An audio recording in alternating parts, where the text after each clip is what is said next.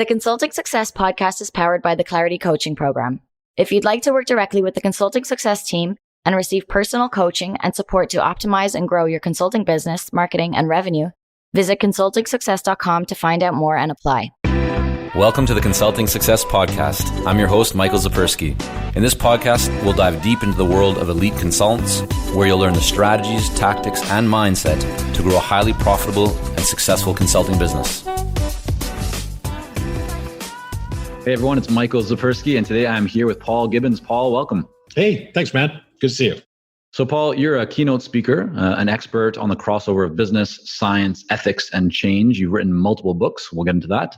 Google, Microsoft, IBM, KPMG hire you to consult on major change leadership and change management projects. When you introduce yourself, when people meet you, what do you tell them that you do? I always turn red. I blush like a 13-year-old teenage girl when people ask me what I do. But this has always been hard to pin me down. I so used to be an independent consultant, and now I mostly write. And I don't say no to consulting work, but neither do I really hunt it down. So I did have a consulting firm, and we grew over 6 years. We became, $5 million in revenue in today's money. That's pretty fast. And we worked for the best of the best of the best. And I mean, in England, Barclays, HSBC, Shell, British Petroleum, Cadbury, Schweppes, Anglo-American Mining. So those are all in the top 10 UK firms, and those were our customers. So we did good. Okay. So today, when someone says, Paul, what do you do? I write books and I do keynotes, and I write books somewhat about business. So change management, culture change is my sweet spot, but I'm also pretty ambitious. I want to tackle some problems that we have in the United States, to a lesser extent in Canada. There's a book called Truth Wars, which is about disinformation, media disinformation, political disinformation, and corporate disinformation. I'm very interested in, as a business ethics guy, I'm interested in corporate disinformation, how businesses manipulate reality. Exxon and climate change, for example. Got it. Okay. Well, I want to dig into a lot of this, but let's actually start from a different place than I was originally intending, just based on what you mentioned. You worked with the best of the best, as you said, very well-known brands. How did you get to that point? So take us back to the consulting firm that you're running, where you got it up to about 5 million revenue, working with some great, well-known clients. What were you doing to land those deals? So it's more serendipity than I wish there were some, and this is maybe a weakness, right? Maybe a weakness in my practice today, and maybe it was a weakness right then. Some really systematic marketing plan, tools, approach that we could have done. All of our contacts seem to me to be serendipitous. Now, to say that it's serendipitous doesn't mean you do jack shit. Yeah, it doesn't mean whatever, it's luck, and maybe they'll come, maybe they won't. Yeah. So what were you doing? Because to create that serendipity, to create luck, right? There's preparation that goes into it. There's choices that you make that put you in the right place at the right time. Take us back memory lane. What were you doing on a daily, weekly, monthly basis to create those opportunities? So I think this is fact. I think if you look at consulting research, it shows that 60% of consulting work is through word of mouth. And that doesn't matter whether you're PricewaterhouseCoopers or Accenture or McKinsey or whatever. Okay, so that's one. So you want people to say nice things about you. Yeah. And the biggest jobs that we ever sold were, and I'm talking about $3, $4, $5 million gigs, right? Big gigs. Which for a leadership firm it's not a big gig if you do systems implementations. That's like, my brother does systems implementations. That'd be like $100 million, $200 million, $1 billion, systems implementation for the government in the UK. So but for a leadership firm, $5 million gig is a big land. Anyway, so you want people to say nice things. So what were we very good at? We were really good at networking. So we were really good at hanging out with people. And I think not just networking, like, how's your drink, buddy? And something like that. But we constantly, and this wasn't managed, talked about the stuff that we were doing that was special and exciting and unique and added values to clients. And we did that because we believed in it. And how did you do that? So it sounds like you weren't just going to the pub and having a shandy or a pint of Guinness. There was something else going on. What were you doing to share that information? Were you inviting people to an event? Were you going to an event that was held by another association or group? Just kind of walk us through a little bit more tangible for everyone. That stuff's very American. We don't do much of that in Europe. So it was more like the pub and the shandy. The sort of more networking events, I never went to any. So would you invite, so for example, let's just say HSBC or whoever, would you say, hey, would love to grab a pint of beer with you and chat about this specific topic? Yeah, but it was more incoming than outgoing. I know that sounds strange. I like to hang out with people who have interesting views about the world. I like to hang out with consultants who are up to stuff, who I think are visionary, smart, knowledgeable, and delivering value. And a lot of referrals came from inside the consulting network. So other consultants would say, you got to talk to my boy, Paul Gibbons. But I mean, the main thing is that, look, I have this saying that if you put all the proposals, we did competitive proposals at the beginning, not so much at the end. Sometimes, in consultant, like a competitive proposal is like, okay, we're going to be a 1 in 10 shot or a 1 in 20 shot. And you're referring to like an RFP type proposals. Yep. Yeah. We did that. I mean, sometimes we replied to government RFPs. So there might have been 300 people pitching and we got one of them, but it's a numbers game. We weren't doing that by the end. It was all, I mean, when it really works well is we went into Cadbury Schweppes one morning. We had a connection there. So one of the younger people in the firm, so he was like 24, 25, said, oh, you'd like you to meet my boss. He knew this guy. And I go, and this guy was like, after 20 minutes, like, great, well, let's do some work together. I'm like, all right. And he's like, well, here's a couple of problems we have. He brought a couple of people in. He asked his assistant to send a couple of people upstairs. And we met with them and he said, can I have a proposal by Friday? I was like, and why? Why did he do that? What did you do in that meeting, in that environment? It's a great question. What did I do? We were doing some very special leadership development work. I mean, we were, I'm going to say this, right? We were the best I think we were the best in the UK. And how did we develop that stuff? We developed that stuff because the leadership development stuff that we were doing was harvested from literally the best that we could find. So this is, the firm was founded in 2000. So I'm talking about, it's like a decade ago, right? The best we could find from around the world. Like the people that were working with that on my team, we're so curious about the best stuff. We were in personal development workshops on weekends. We were reading all the books. We were working hard, and we were also working hard to apply that in our programs. And then, Paul, give me an example, because I think it's easy for someone to say. So give me an example, like what was someone else doing when it came to leadership training or development and engagements? And then what were you doing at that time that was different? So we wouldn't do any one-day course. So we wouldn't do anything that someone said, hey, can you come and do a day's leadership training? I said, you'd be wasting your money, right? To develop a leader it's more like golf, right? You can show someone a video on how to swing a golf club and they may sort of abstractly know like, oh, okay, that's how you swing a golf club, right? But to get truly excellent at playing golf, you're going to swing that thing 20,000 times. And leadership is a bit like that. So you don't teach it from textbooks. I have this, one of my new books that I'm writing, I'm saying like, all right, are there great leaders in the world who have not read any books on leadership? What would you say? Like, your tradition, they haven't ever read a book on leadership. Well, one person comes to mind who doesn't, I don't think reads books, but I'm sure is influenced by the environment around them. So Bill Gates, Elon Musk, Steve Jobs, none of us ever read a book on leadership. I mean, Gates is fiercely proud of that, right? And are there people who are really appalling leaders who have read every leadership book that's ever dropped out of? There must be, yeah. Right. So what's the value? What's the value of what's in the leadership books? This is questions like not very good. Maybe not. There's maybe not that much in there. Leadership isn't a set of concepts. It's practices that you do day in and day out. Vision, talking about what's exciting, talking about the latest proposition. It's that constant work of getting people, customers, and staff really excited about the work that you're doing, the product that you're doing, and really and sincerely, because I don't think it's that, faking it will get you so far. People who sell vacuum cleaners for a living, I don't suppose that they can get authentically super duper excited. But we believed in better leaders, for better businesses, for a better world. That was our vision. And we spoke that all the time. And staff were excited about it. So when staff had a coffee with someone, they couldn't help. It's like seeing the best movie you ever saw.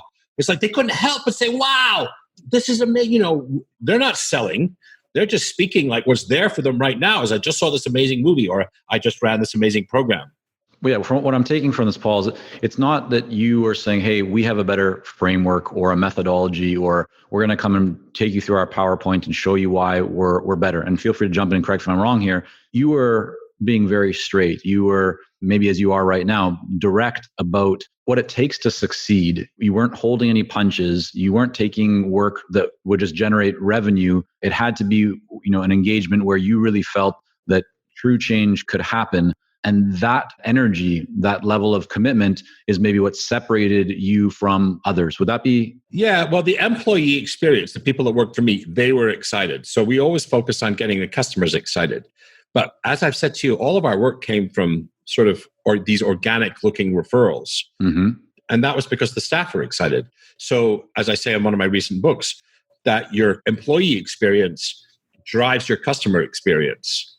If you have excited, engaged, motivated learners working for you, the customers are going to go, damn, I want what they have. So how do you do that? Because I think there's consultants, founders listening to this right now who have a team, maybe it's only 5 or 10 people, and they're thinking to themselves, well, but I've always put myself at the front. I've been the expert, the authority. I've shot, kind of put the spotlight on myself, my articles, my speaking. My team has kind of done the work.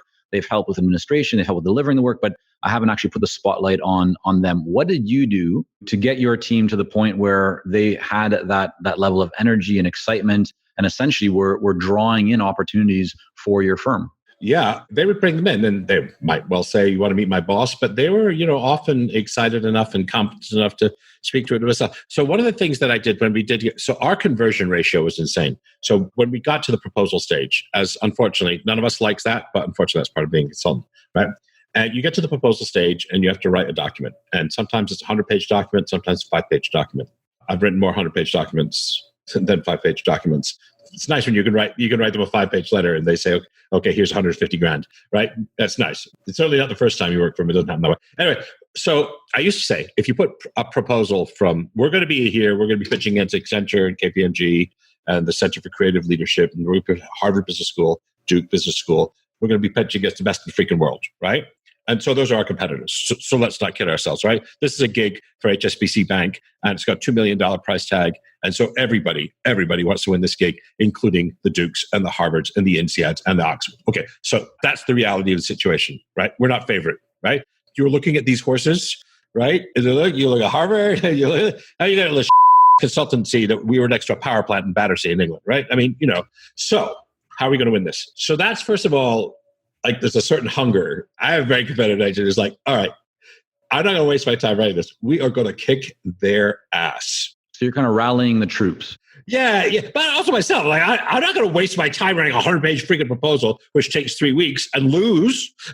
So then, first of all, I do things in my proposals that I think are so there are people that start proposals with some really business talk, thank you for inviting me, and just we're really honored and everything like that. And our firm, it's like, dude, oh my gosh, I always used to say, they should want to buy what you're selling. They should want to pick us by the end of the first paragraph. So what do? You lead with their needs. Right? The thing is, you lead with your best punch. And you say, geez, it's been so long since I wrote a proposal. I can't remember the sort of thing you used to say. Start with, you might start with, look, you probably have 100 people pitching for this, right? Let me tell you right now what they're all going to say that won't deliver value, right? For example, you'll be choosing from the best business schools in the world, the best consulting firms in the world. And here's the thing that they miss. And you get their attention like, oh, whoa. And then they want to read the rest of the proposal. So don't bury your goodies on page 68, because let's be honest, nobody reads page 68.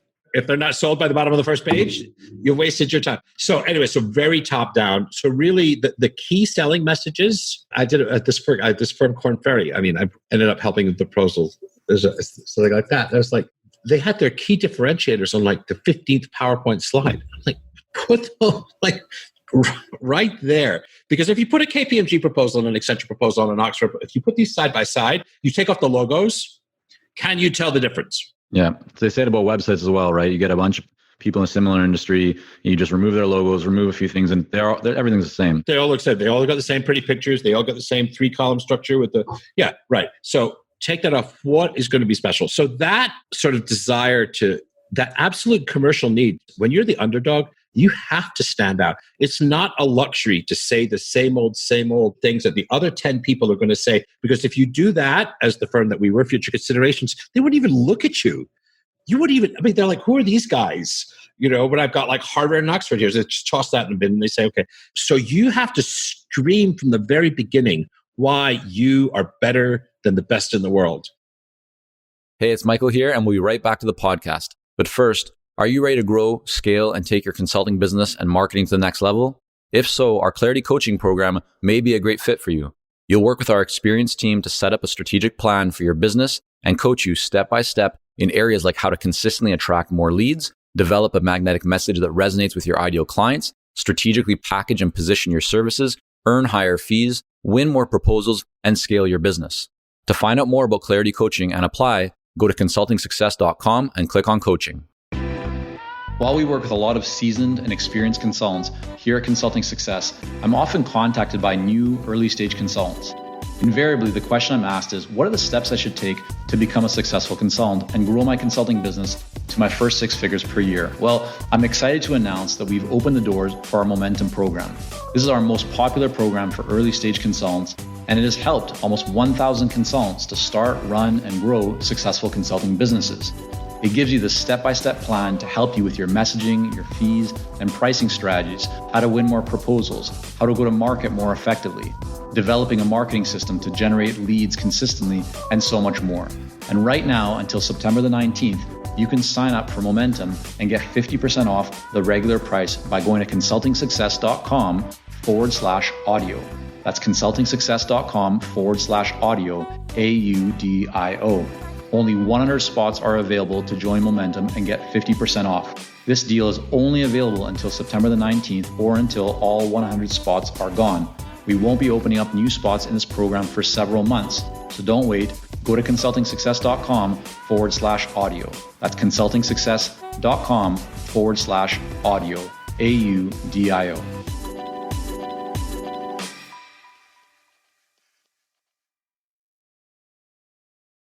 Paul, I want to ask you, for many consultants, it's hard to draw the connection between philosophy and improving their consulting business, right? How do you leverage your knowledge of science and philosophy to help leaders create and run better businesses? This is more of my writing less than how I built a consulting firm. So one of the things I'm interested in management pseudoscience. So one of the things that is, how do you know what you know, right? And a lot of managers rely on their gut to make decisions. But if you look at behavioral science and books like It's Not Thinking Fast and Slow, Predictably Irrational, all these books on behavioral science, you find your gut's it's like the worst thing you can do, right? Is trust your gut for important, complex, risky decisions, because we have cognitive biases that are inherited from when we were living on the savannah. And it was better, for example, to see a tiger that wasn't real than it was to not see a tiger. Like, false negatives cost you a lot more than a false positive, to put it in sort of mathematical terms. Anyway, so that's one thing. So the whole philosophy of knowledge, or epistemology, is what you know. So basically, this leads into, well, today we have data organizations that are using data science. But you can't just all of a sudden have your data science implementation without people in the firm that know how to understand and use data. Right? You're wasting your money. Because unless everybody in your firm is data friendly, and what does that mean? That means they're using data rather than their gut. Yeah, for one thing. But they have a culture. You have a data culture, so that when you're arguing for ideas in a meeting or something like that, you have the facts or the evidence behind you. So I can't remember who said this. So he said something, everybody else bring data. He said, yeah, something like God goes for free, but everybody else better bring me the data. Anyway, yeah. So that's one of the things I use. So it's philosophy of knowledge, it's business ethics. So it's ethics is a lot of what I teach in my MBAs right now. And Paul, do you find that, so your books now, I mean, you shifted from doing a lot of consulting work to writing and to doing a lot more speaking. Are the books bringing you the speaking opportunities? If you kind of look at your business right now? I don't do nearly the amount of speaking that I could or should be doing. Was partly because when I'm writing, I really like to cocoon myself. So that's one thing. It's partly an attention issue. It's very hard. It's like writing almost have to be like clear my calendar for 9 months. And not many people have that luxury. But because I sold the consulting firm in 2010, I have the luxury of taking 9 months and just writing a book. The second thing is I write books just because I want the books to be great books. So you're not writing a book with the intention, like many people, to put the book out there that leads to speaking, it leads to consulting, it leads to... Nah. I write books because I want to say something original and interesting and controversial. I do that. And if that lands me speaking gigs, that's wonderful. And do you think that comes because you sold the consulting firm? It gives you the ability not to necessarily think about money as much as maybe someone else? Or is that just you? Like, this is how you've been and you are? The reason I didn't write for a very long time is that I wanted to write the kind of book that I would read. And I think that a lot of what I read in the leadership and change and transformations is not the sort of book that I would even waste 5 minutes on. Why not? They're repetitive. They say the same things. I mean, there are books like John Maxwell on leadership. I don't think there's hardly a valuable word in them. He's got 28 books on leadership. People I do like there's a Stanford professor called Jeffrey Pfeffer. He's one of the best guys in human resources. If you're a leader, he's written a book called Leadership BS, which is why a lot of the stuff, and he's Professor Emeritus Stanford, in his 70s or 80s or something like that. He questions a lot of what we think of as management wisdom. Let me give you one example. MBTI, right? Myers-Briggs Type Indicator. You ever heard of it? Of course. So has everybody. Everybody's done it. I've done it 10 times. I used to run workshops on it right now. Psychologists hate it. It's got no validity. It's sort of like, I can't remember the two women, if it were two women or a woman and a man. It's sort of like they pulled out this framework out of their backside, so to speak, and have turned it into the survey industry's $1 billion industry.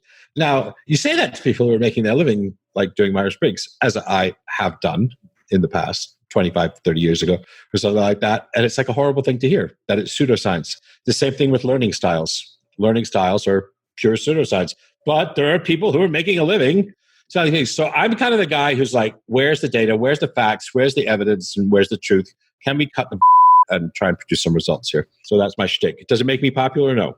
But I sell maybe the 2 Change books are bestsellers. So they're sort of popular in a way. And so let's just talk about the books for a moment. How are you getting the books to be bestsellers? Do you have a team behind you? Is it all your publisher? Are you doing something specific? Like you've figured out how to get it out there? They're good books. I do no marketing. I don't do any marketing of my books. So you don't jump on podcasts? There's no... Well, I do a little bit here, but I do a podcast a month or something like that. So how do people know when your book is available? How do they know that it's available?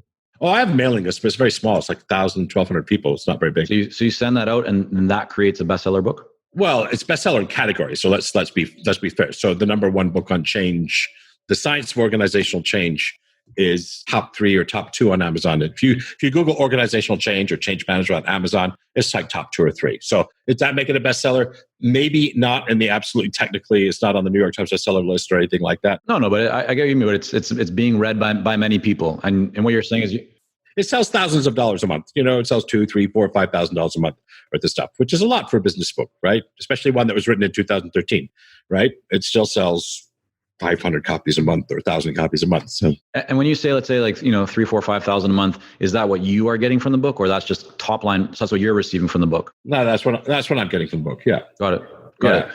So I wrote the books because I wanted to write books, and I wanted to write books that were interesting, controversial, that had new ideas in them. I did not want to write a boring book. I hate that. What advice would you have for someone who wants to write a book? Because a lot of people want to get a book out of them. They feel they have it in there. They may feel like it's, obligatory, but they haven't started. Well, I don't know. Does it matter? I mean, what do you think? I mean, you're the I defer to your expertise because I have only run and started one consulting firm. And okay, we were successful, but there's enough luck in life that say, maybe I had a lucky decade. But there's enough luck in life. You've seen more people. And so you're the best person who's best placed to advise, should you write a book? I wouldn't write a book. Yep. What about, so not so much in terms of should someone write a book, but when any best practices or principles, approaches that you use to write a book that you found have been helpful for you, to help someone get a book out, to get it going, to create and develop a great book. Here's a really good, super practical piece of advice. Every book should start with a preface. And in that preface should say why I thought it was important to write that book. And so maybe you're stuck. You don't know whether you can write a book. You don't know whether you should write a book. You don't know whether you have the motivation to write a book. You don't know whether you've not got enough good stuff in your head to fill a book, right? All that may be true. But you feel like there's something you ought to pay attention to. Write the preface. This is why I'm writing the book for you. This is why this story, the stories that I want to tell you, this is why I think they will change your life in some respect. Write that. Now, that's only 2 freaking pages. So you can write that in an afternoon. It doesn't have to be Shakespeare. Write that in an afternoon and then take a look at it. And that will either catalyze you to think, wow, damn. Yeah. It's a way of helping yourself think through the reading. And it's going to be at the beginning of your book anyway, right? So write that. And then there are many other steps of that. Then think about outline and ideas and research and yada, yada, yada. Yeah, that's a great step. Yeah, no, I appreciate that. I think that's a different, I haven't heard that before, but it makes, like, as soon as you said it, I was like, that makes a lot of sense. I think it's a great way to get started. So you published a book last year. You said you have another one coming, I believe, but Last year was the book called Impact, which is all about what leaders must know to lead in the 21st century, correct? Digital transformation. So leading digital transformation, change management and digital transformation. For all the consultants out there, is that the book? If there was one book that you put out that you feel for someone running a consulting business would be beneficial for them, or just knowing what you know that you would suggest, is it that book or is it a different book that they should take a look at? The yellow book, The Science of Organizational Change. I mean, that's the book I wrote in 2013 that's still top of the charts. So it's a book that basically says, both my books say this, but lots of what you've read.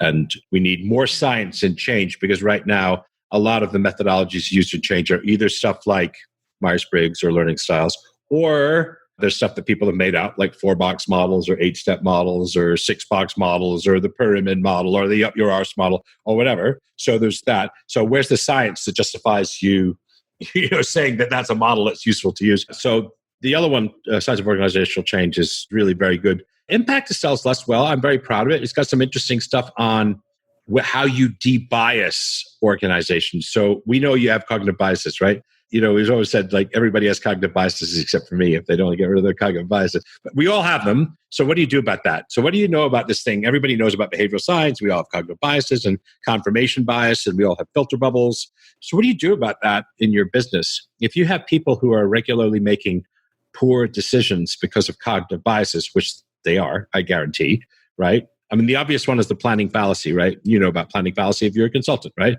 There was an experiment done at Stanford University where they said, how long will it take you to complete this term paper? What's your bottom estimate for the best case? 3 weeks. What's your worst case estimate? 6 weeks. The average time in which the term paper was turned in was like 9.5 weeks or something like that.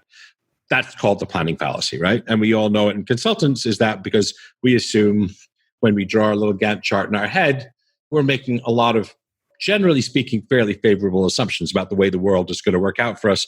This applies to writing books. It applies to consulting projects. It applies to almost everything you tackle in luck, is that the world doesn't quite work out as smoothly as you would have liked. So you know that your team have this thing called the planning fallacy. And you know when they say, here's the plan and the milestones and the timeline and the deliverables, you know as a leader that they're well-intentioned, but it's probably wrong, right? It's probably fatally optimistic in many ways. And you're using that in capital budgeting. So what do you do about that is the question. So there's a good chapter on that in my book. The book I've got coming out this January is going to be republishing a book I first tackled almost 20 years ago. It's on purpose and meaning at work, spirituality and religion in the workplace. So let me ask you a quick question kind of related to that topic, Paul. In business and life, entrepreneurship, everything that you have going on, people often focus on the outcome, on kind of the destination, on the end result that they want. And they don't focus as much on the journey. But yet the journey is where we spend a lot more of the time. What's your thoughts on that? Yeah, you got to enjoy the journey, baby. You're going to spend a lot more time journeying than you're going to be outcoming. That's for damn sure. That applies to parenting, and that applies to proposals and consulting businesses and marriages and all like that. You got to enjoy the ride. So that's for sure. And then this goes back to the beginning of our sales conversation is, all right, you should have targets and metrics and targets you want to hit, but it's really the means that you want to be focusing on.